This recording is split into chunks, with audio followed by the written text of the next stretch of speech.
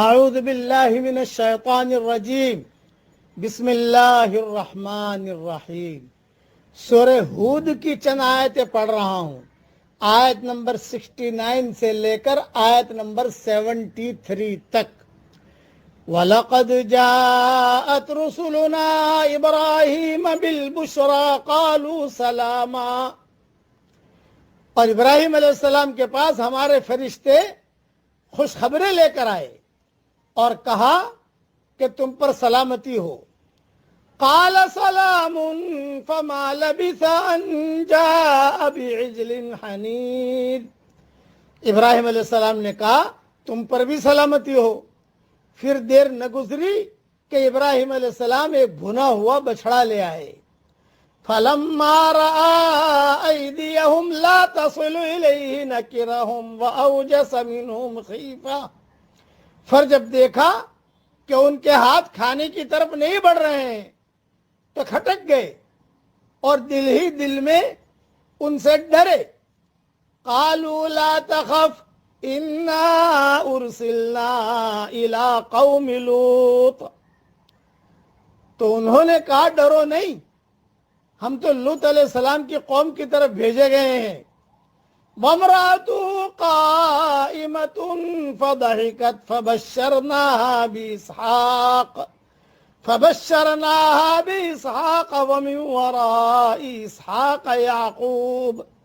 اور ابراہیم علیہ السلام کی بیوی کھڑی تھی، وہ ہنس پڑی، پس ہم نے اس کو اسحاق کی خوشخبری دی اور اسحاق کے آگے یعقوب کی خوشخبری دی۔ قالت یا ویلتا أألد وأنا عجوز وهذا بعلی شیخا۔ اس نے کہا کیا اے خرابی، کیا مجھے بچہ ہوگا حالانکہ میں تو بڑھیا ہوں اور یہ میرا شوہر بھی بوڑھے ہیں۔ ان هذا لشیء عجیب، یہ تو ایک عجیب بات ہے۔ قالوا اتعجبین من امر اللہ رحمت اللہ وبرکاتہ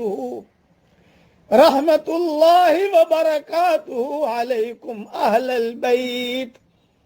فرشتوں نے کہا کیا تم اللہ کے حکم پر تعجب کرتی ہو؟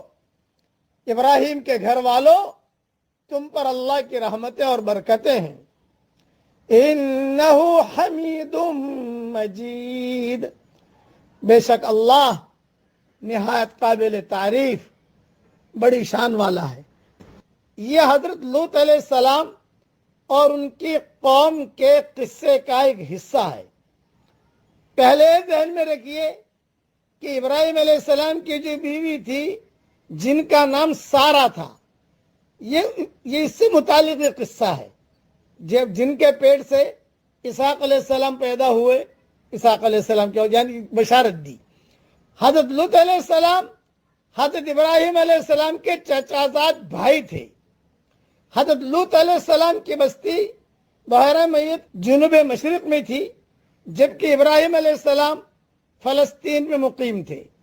جب حضرت لوط علیہ السلام کی قوم کو ہلاک کرنے کا فیصلہ کر لیا گیا تو ان کی طرف فرشتے بھیجے گئے۔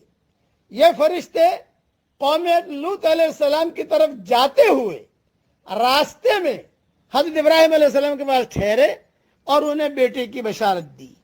بیٹا کون؟ یوں کہا اسحاق، ان کی بشارت دی۔ حضرت ابراہیم علیہ السلام بڑے مہمان نواز تھے، وہ یہ نہیں سمجھ پائے کہ یہ فرشتے ہیں جو انسانی صورت میں آئے ہیں اور کھانے پینے سے معذور ہیں، بلکہ انہوں نے مہمان سمجھا اور فوراً مہمانوں کی خاطر تواضع کے لیے بھنا ہوا بچھڑا لا کر ان کی خدمت میں پیش کر دیا۔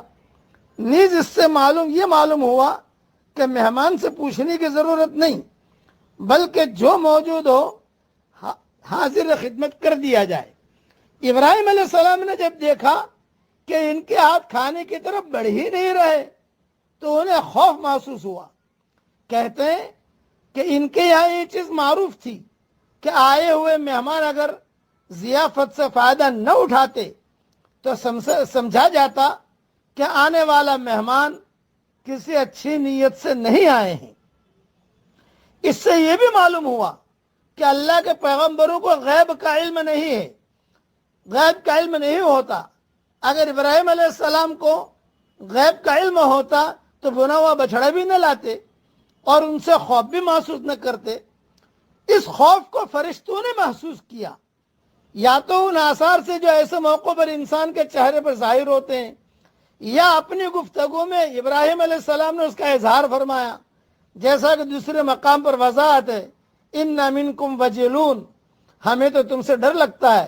چنانچہ فرشتوں نے کہا ڈرو نہیں، آپ جو سمجھ رہے ہیں ہم وہ نہیں ہیں، بلکہ اللہ کی طرف سے بھیجے گئے ہیں، اور ہم قوم لوط علیہ السلام کی طرف جا رہے ہیں. اب ابراہیم علیہ السلام کی جو اہلیہ تھی حضرت سارہ، یہ ہنسی.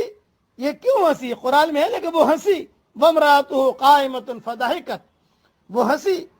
تو بعض کہتے ہیں کہ قوم لوط علیہ السلام کی فساد انگیزیوں سے وہ حضرت سارہ بھی واقف تھی. ان کی ہلاکت کی خبر سے انہیں بہت خوشی ہوئی، اس لیے کہ وہ سارے دھندے جانتی تھی. بعض کہتے ہیں کہ اس لیے ہنسی کہ دیکھو آسمانوں سے ان کی ہلاکت کا فیصلہ ہو چکا ہے اور یہ قوم غفلت کا شکار ہے. اور بعض کہتے ہیں کہ تقدیم و تاخیر ہے، یعنی اس ہنسنے کا تعلق اس بشارت سے ہے جو فرشتوں نے اس بوڑھے جوڑے کو دی کہ اللہ لڑکا دے گا تمہیں. اس پر ہنسی کہ میں بوڑھی ہوں، یہ بوڑھا ہے، اب کہاں سے بچہ پیدا ہوگا. یہ اہلیہ حضرت سارہ تھی جو خود بھی بوڑھی تھی، اور ان کے شوہر حضرت ابراہیم علیہ السلام بھی بوڑھے تھے. اس لیے تعجب ایک فطری امر تھا جس کا اظہار ان سے ہوا. یہ اللہ تعالیٰ کا غیبی نظام ہے، اللہ تعالیٰ جو چاہے وہ کرے. حضرت ابراہیم علیہ السلام کی عمر تقریباً 100 سال ہو چکی تھی.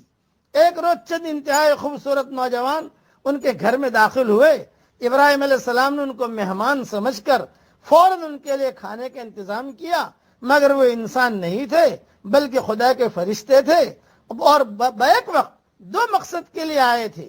ایک ابراہیم علیہ السلام کو اولاد کی بشارت دینا، دوسرے حضرت لوط علیہ السلام کی قوم کو ہلاک کرنا جو انکار اور سرکشی کی آخری حد پر پہنچ چکی تھی. حضرت ابراہیم اور ان کے اہلیہ کو اسحاق بیٹے اور یعقوب پوتے کی بشارت دینا عام معنوں میں محض اولاد کی بشارت نہ تھی، یہ صالح اور داعی انسانوں کا ایک گھرانہ وجود میں لانا تھا. یہ بشارت لے کر آئے تھے. بقیہ تفصیل ریاض التفسیر میں اس کے دیکھ لینا. اللہ تعالی ہم سب کو بھی نیک گھرانہ بنائے عافیت کے ساتھ. آمین. وآخر دعوانا